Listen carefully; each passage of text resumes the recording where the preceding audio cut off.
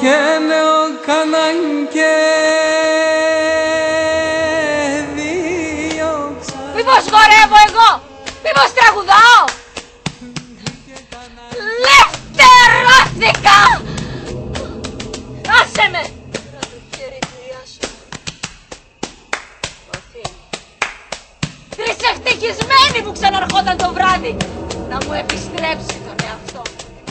Να παίρνει και να φεύγει μετά. Σκληρός, ολόκληρος, ανέβαυλος αυτός. Θα κάνει να μ' αγγίξει. Ένα μαχαίρι ο καθένας στο χέρι σκοτώνει τον άλλο και φεύγει λευτερωμένος.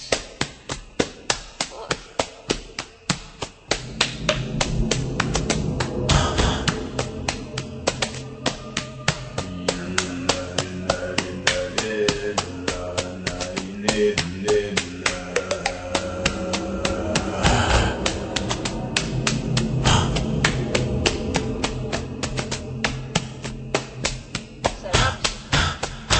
Πρέπει να τον επάρεις όπως είναι.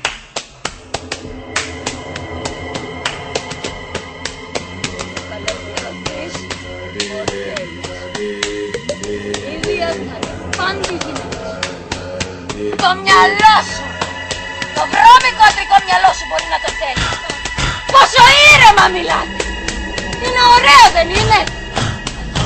Γύρισε πίσω και ίσως παραδοθώ.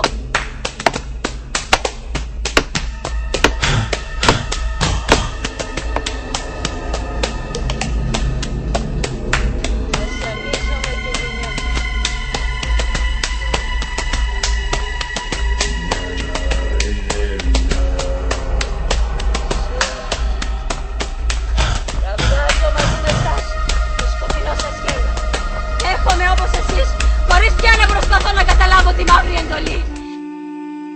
Μη μου γελάτε με αυτό το γέλιο, το πιο τελευταίο της ζωής μου. Είμαι νεκρή. Η Άσανα! Να την η φαμίλια σου, τρυφερά ενωμένη!